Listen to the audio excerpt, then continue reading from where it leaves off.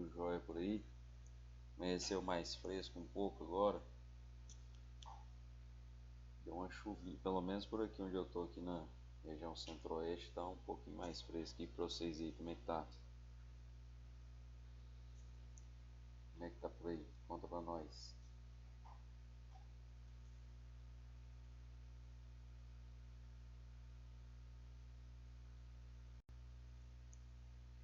Bora lá, bora lá.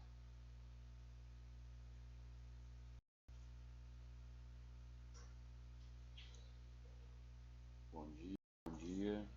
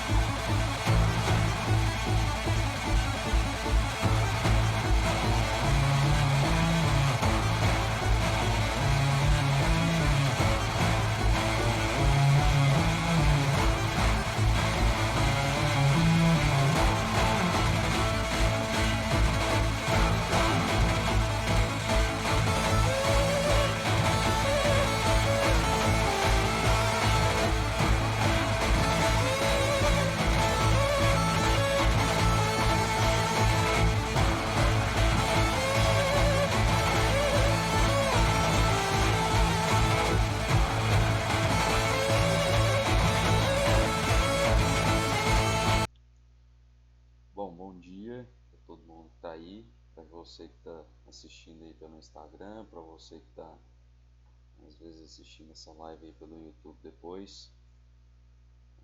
Domingo, dia 12 de setembro. Hoje nós vamos falar um pouquinho mais aí, vamos dar início à nossa live de gestão que é feita aí todo domingo às 8 da manhã. Para quem acompanha a gente aí já sabe que a gente tem esse compromisso aí com vocês todo domingo de manhã. Bom, para quem não me conhece ainda, meu nome é Weder, eu sou zootecnista, trabalho aí com a parte de assistência técnica e gerencial aí no estado de Goiás, com alguns clientes aí que a gente trabalha com gado de leite, gado de corte. Hoje resolvemos aí trazer um tema um pouco diferente dos outros domingos. Dos outros domingos a gente falou mais um pouco aí sobre gado de leite. E nesse domingo a gente vai falar aí um pouquinho para vocês e conversar um pouquinho com vocês sobre gado de corte. Bom,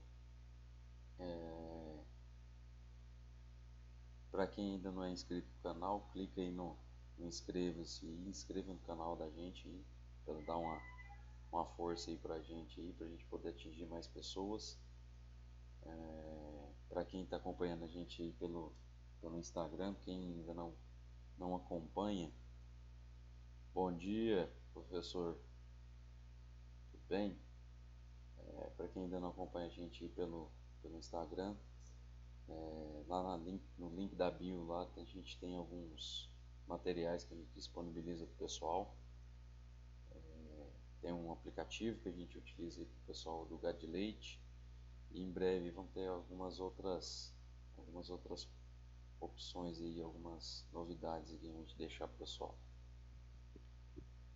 Bom, hoje, né, o tema que a gente escolheu é falar um pouquinho sobre gado de corte. Nós vamos falar aí um pouquinho sobre como mexer com o gado de corte para poder tentar trabalhar para ganhar dinheiro. Bom dia, seu Davi. Bom dia, Richards. Como é que vocês estão? Vamos falar um pouquinho sobre gado de corte. Vamos falar aí o que tem que medir. Aí vocês só me dão um feedback aí, como é que tá o áudio, o que vocês estão escutando direitinho, se não, vamos conversando aí pra gente poder ver o que a gente consegue fazer aí com vocês. Bom, bora lá. Bom, o que é a intenção com isso aí, com essa live que a gente separou hoje? A intenção é fazer você saber, né, o que você tem que medir para ganhar dinheiro na área de bovino de corte, tá? Bovino de corte é uma área que a gente ainda requer aí algumas, digamos assim, algumas adequações, algumas profissionalizações aí no- nesse, nesse setor, tá? Se você vê que esse assunto é interessante para alguém que você conhece, algum, né, alguém que pode estar interessado em ver um pouco mais sobre esse assunto, clica aqui embaixo, aqui, ó, tá? Aqui embaixo no aviãozinho e manda aí para quem você acredita que pode auxiliar.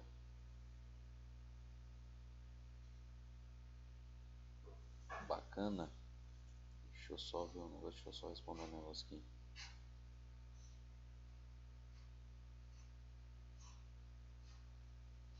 Bom, bora lá então. Bom, o que, que são as métricas, né? O que, que são métricas, o que, que são avaliações que a gente tem que fazer aí para a gente poder, né, estar trabalhando aí com o gado corte pensando em rentabilidade, pensando em financeiro mesmo, pensando na parte financeira da propriedade. Vamos lá. E que em algumas coisas a gente, né, em alguns lugares a gente trata até como empresa, né, e não só como, como fazenda. O que, que eu tenho que medir? A primeira coisa que eu tenho que fazer é estabelecer o sistema de produção que eu tenho lá na propriedade. Eu tenho um sistema de produção que é de cria, recria, terminação, é um ciclo completo. Né? O que, que é o sistema de produção que eu tenho na propriedade? Bom dia, Natália, tudo bem? Bom dia, Ernesto. Sistema de cria, o que, que seria? Sistema de cria é um sistema que a gente produz bezerro, tá? A gente vende bezerro. Para quem não está familiarizado aí com gado de corte, sistema de cria, você tem a vaca, produz o bezerro, vende bezerro. Sistema de recria, você vai pegar esse bezerro, recriar ele e levar até um ponto em que você vai fazer a terminação desse bezerro. Em alguns lugares o pessoal faz recria e terminação, tá? E a propriedade que faz ciclo completo, ela faz cria, recria e terminação dentro da propriedade. Então tem vários dentro do gado corte. Às vezes o pessoal acha que gado corte é um pouco mais fácil de mexer, é mais fácil de estar trabalhando, mas ele tem muitas suas particularidades dentro desse sistema de criação aí que a gente tem, tá? Bom dia, Dona Saruí, tudo bem? Então, definir aí meu sistema de criação, se eu vou trabalhar com cria, se eu vou trabalhar com recria. Bom dia, seu Joás. Se eu vou trabalhar com terminação, se eu vou trabalhar com ciclo completo. Definir aí o sistema de criação que eu vou trabalhar. Aí o que, que eu vou fazer? Eu vou ver o que, que eu vou vender, tá?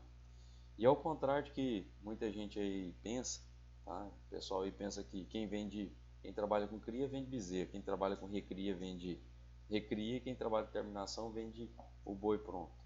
Né? E quem trabalha com ciclo completo vai vender somente o animal no final. A gente sabe aí que quem trabalha com todos esses sistemas de produção, na verdade, estão vendendo é quilo de carne. Então, quanto antes o produtor entender que ele não está vendendo animal, ele não está vendendo a peça, ele não está vendendo bezerro, ele não está vendendo recria, está vendendo quilos de carne. Quanto antes ele entender isso, mais fácil vai ser a parte de gestão dessa propriedade. Tá? Então, eu preciso ter bem essa noção aí que eu não estou vendendo, não é animal, eu estou vendendo quilos de carne. E para que isso fique bem claro, que o assunto que a gente vem tratar hoje, eu tenho que saber o que, que eu vou medir. E isso facilita. Quando o produtor. Bom dia, seu Frederico, você tá bom? Quando o produtor é, coloca na cabeça que o que ele vende é quilos de carne e não animais, já fica até mais fácil da gente poder fazer os controles, né? A parte de monitoramento dentro da propriedade.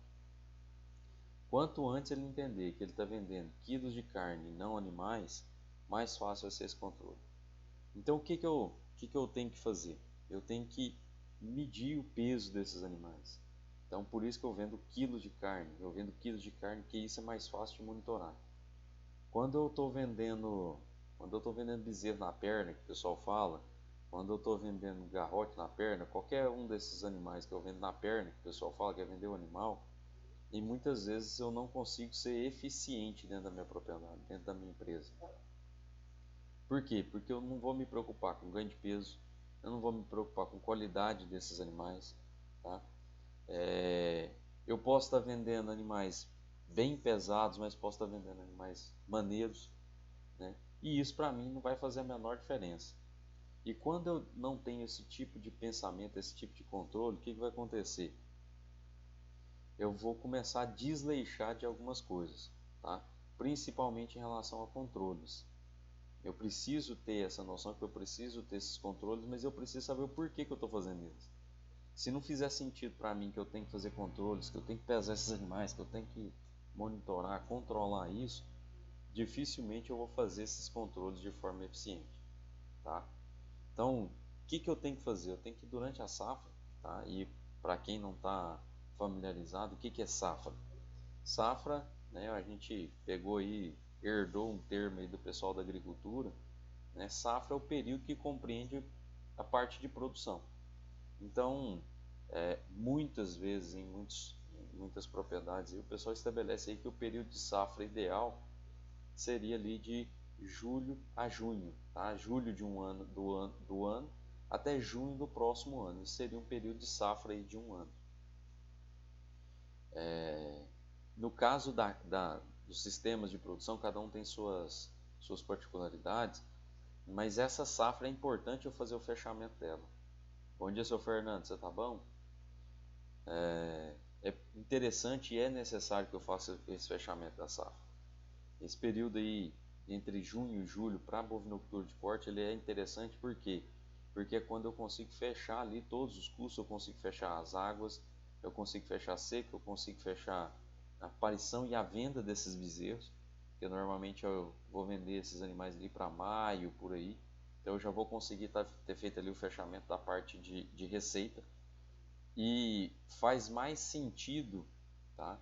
Faz mais sentido eu ter primeiras despesas e depois receber esse dinheiro, tá? Para o produtor principalmente, para o capitalista, quem faz essa parte dessa gestão aí da propriedade, consegue se fazer mais sentido para ele que ele tenha a despesa primeiro, tá? E depois ele tenha a receita logo em seguida. E aí ele fazer o fechamento do caixa. Eu posso fazer o período de safra aí de janeiro a dezembro? Posso também, não tem problema. Só que o que vai acontecer? Normalmente, se eu faço de janeiro a fevereiro, eu vou pegar uma safra no meio. E aí o que vai acontecer? Eu vou ter a receita, né? E eu vou ter a despesa somente depois. Então, por exemplo, eu só vou fechar o meu ciclo e aí eu vou estar fechando receita de um lote e despesa de outro lote. Então, às vezes, para o produtor fica difícil dele poder estar mensurando esse tipo de coisa. Então, vai depender muito de como ele faz essa gestão aí da propriedade. Bom dia, Wander. Tudo bem? Então, muitas vezes para o produtor faz mais sentido trabalhar aí no período de junho a julho por conta dessa ordem aí de receita e despesa, tá? Bom, agora que a gente entendeu aí o que eu vou vender, né? Eu vou vender quilos de carne. O que eu vou medir? Eu vou medir peso desses animais. E qual período que eu vou medir? Eu vou medir no período da safra. E o período da safra, volto a dizer, né? Aí o período de safra você vai definir dentro da sua empresa. Mas, né, é convencional, aí o pessoal utiliza bastante, né, o período de safra aí de junho a julho, para poder ficar mais fácil o monitoramento. Bom dia, dona Líria. Tudo bem? Como é que tá aí o Varjão? Então, bora lá. Bom, uma das coisas que pode me auxiliar bastante aí também é eu entender os meus custos, tá? E já que eu vou vender quilos de carne, que é a minha moeda corrente, digamos assim, é o meu produto que eu vou vender, é muito interessante também, às vezes, eu transformar os meus custos em cima da moeda que eu tenho, tá? Que é quilos de carne, que é arroba. Então, é comum, né, a gente tenta sempre trabalhar aí com os produtores que a gente assiste, um, um produto que chama-se custo em arrobas, tá? Para poder facilitar para o produtor, para ele poder conseguir enxergar melhor, às vezes, a atividade dele.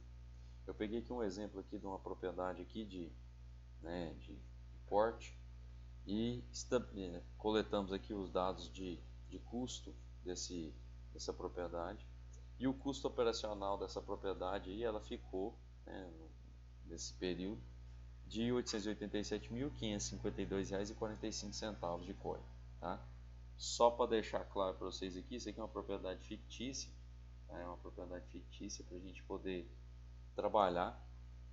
Então esses custos são fictícios para a gente poder estar somente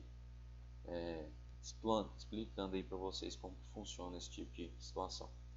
O valor da arroba, a gente pegou aí o valor da arroba atual, tá? Eu peguei aqui o valor da arroba CPEA, estava no dia 10, tá? No dia 10 a arroba estava R$ 305,25. E aí eu vou calcular esse custo em arrobas para esse produtor. Tá? O que seria? Eu pegar o COI, né, que é o custo operacional efetivo dessa propriedade. O que está envolvido nesse custo operacional efetivo? Eu tenho ali nutrição, eu tenho mão de obra, energia, adubação. Eu tenho toda a parte de custos que são necessários para poder fazer o quê? Para poder fazer a produção. Tá?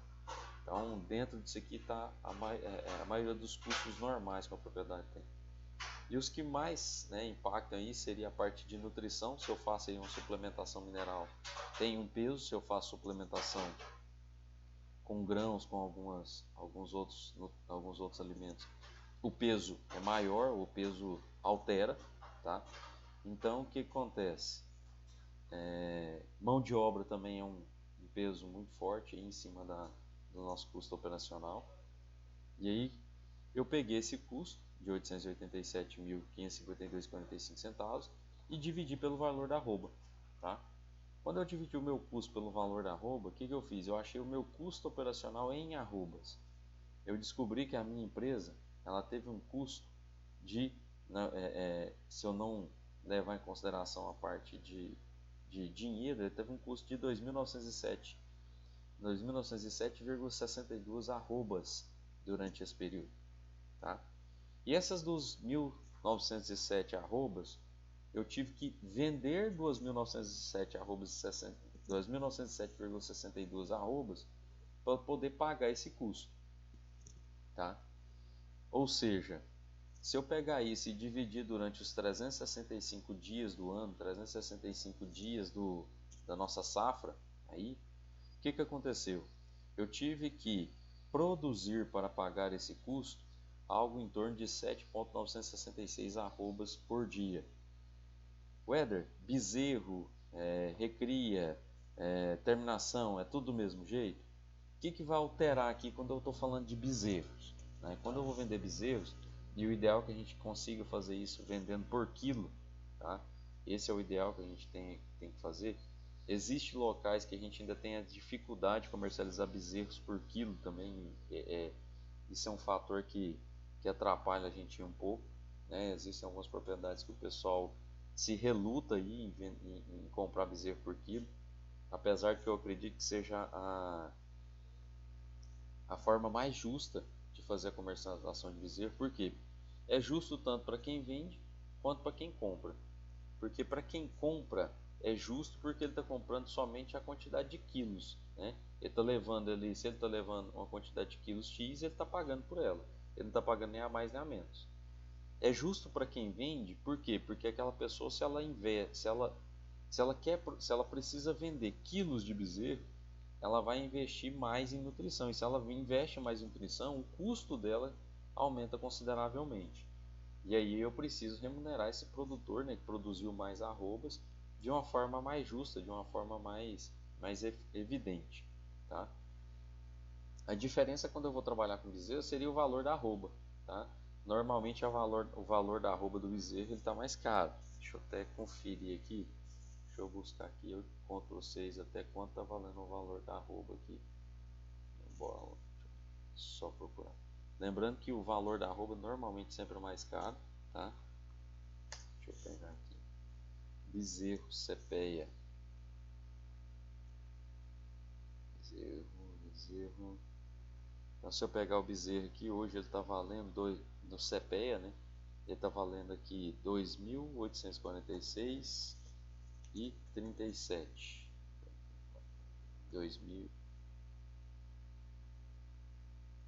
2.846,37. Esses 2.846,37, o peso médio desses bezerros foi de 190 quilos, 75. Então, o quilo do bezerro saiu a 14,92. Se o quilo saiu a 14,92 vezes 30, a arroba desse bezerro está saindo a R$ 447,66. Tá? Esse seria o valor que eu iria dividir nos meus custos operacionais. Então, a diferença entre um e outro é que, ao invés de eu vender, né, eu dividir por 3 vezes 5,25, que é o valor da arroba hoje, eu iria dividir aí por 447,66, que seria o valor da arroba do bezerro. Descobri aí o meu custo, né, em arrobas por dia. Se eu tenho a quantidade de arrobas que eu tenho aqui de 7,966 e eu sei que uma arroba teoricamente é de 15 quilos, tá? Eu sei que a arroba pesa 15 quilos, mas quando a gente trabalha com gado de corte, que eu tenho aí uma eficiência de 50% teoricamente, tá? Para efeito de conta, eu sei que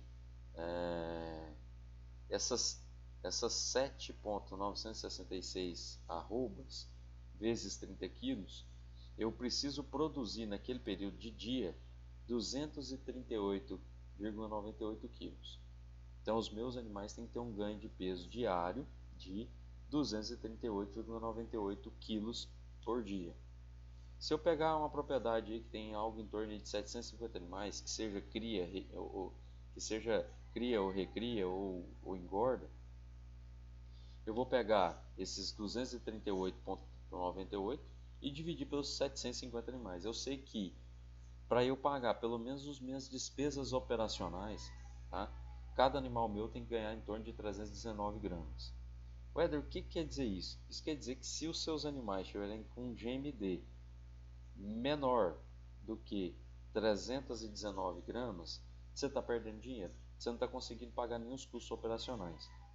Você chegou num negócio que a gente chama de ponto de fechamento. Você não vai conseguir pagar nem as despesas mensais, as despesas correntes, as despesas que você necessita para produzir. Então, dificilmente você vai conseguir fechar no azul e vai conseguir operar de uma forma efetiva na próxima safra. Tá? Então, para uma atividade igual essa propriedade, o mínimo de ganho de peso que ela teria que ter era 319 gramas para pagar as despesas normais da propriedade. Isso sem pensar em remuneração de capital, isso sem pensar em depreciação, sem pensar em remunerar, né, o produtor que está operando aquela atividade. Bom, uma outra coisa que a gente vai observar e em cima desse ganho de peso é que num projeto que às vezes é um pouco mais longo, um projeto de cria, um projeto aí que eu levo mais de um ano para poder fazer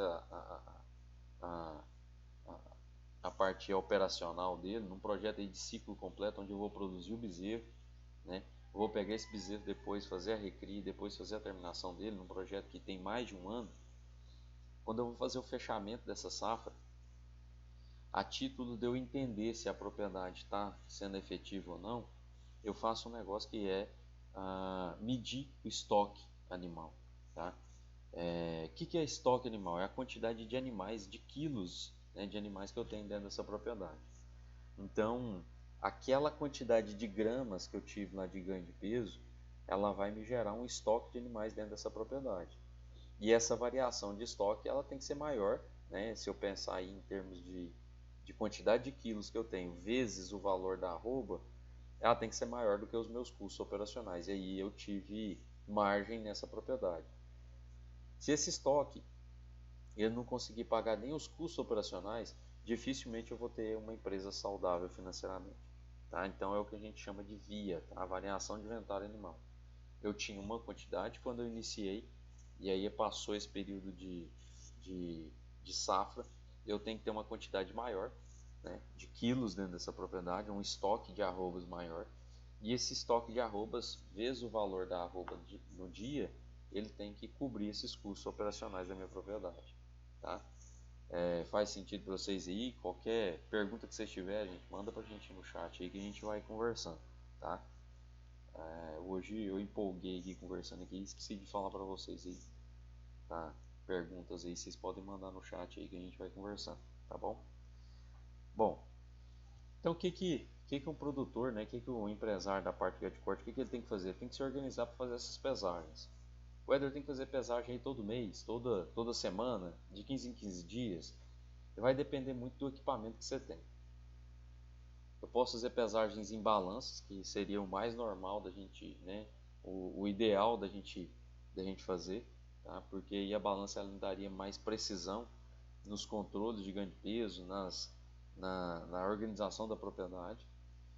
Mas se a propriedade é uma propriedade pequena, que às vezes ela não tem ali a balança para poder estar fazendo esse controle, existem algumas fitas de pesagem que às vezes podem dar um pouco mais de trabalho, tá? Mas pelo menos vão me dar aquela noção ali de fidelidade dos dados, vai me dar a noção real do que eu tenho ali de estoque de capital dentro da propriedade. E também me falar se a empresa está sendo viável ou não financeiramente. Tá? Então, se eu não consigo pesar numa balança, eu preciso pesar nela, eu preciso pesar pelo menos na fita. Existem fitas específicas, né, próprias para poder fazer isso. Se eu não tiver uma fita, até essa semana eu estava conversando, fazendo a visita para o produtor, ele não tem a balança, né, essa produtora na verdade, ali em Buriti de Goiás, e ela não tem a balança. Então o que a gente indicou para ela? Fazer a pesagem com a fita. Ela mencionou que procurou essa fita para comprar e não encontrou. E aí o que eu indiquei para ela? Fazer a pesagem com a fita normal. E aí o que ela vai fazer? Ela vai pegar essa fita, essa quantidade de centímetros e multiplicar por 2,87. Então existe uma relação de que para cada centímetro do perímetro torácico do bovino de corte, ele tem em torno de 2,87 quilos, né, se não me falha a memória, 2,87 quilos para cada centímetro. Então eu consigo fazer até com uma fita normal, uma trena normal, aí, numa trena, fita de costureira mesmo, uma trena você medir ali o perímetro torácico dele, você consegue ver quantos quilos esse animal tem. Tá? Vai dar onde que eu passo a trena? Eu vou passar ali logo atrás do cupim, se for um animal Nelore, e passar logo atrás aqui do braço do animal, né, da pá do animal aqui. Então, passei, medi o perímetro torácico, multipliquei por 2,87, eu vou ter ali a quantidade de quilos que eu tenho desse animal. O Éder, é confiável, é real mesmo essa medida? Essa medida tem alguns estudos aí, pelo menos que o pessoal já trabalhou aí com bovino de leite, dá 95% de acerto, tá? E é melhor eu ter uma noção, pelo menos ter uma informação do que eu ficar aí no escuro sem saber o que eu tenho de estoque ali dentro do animal. E para a gente ir encaminhando aí, né? Já estamos aí completando aí 30 minutos já de live. O que eu tenho que fazer? Eu tenho que ficar de olho, tá? Existe até um ditado antigo aí que fala que o olho do dono é que engorda o boi, né? Então eu tenho que ficar de olho, eu tenho que estar medindo, tenho que estar fazendo os controles aí dentro da propriedade, né? Vamos medir, pesar, monitorar.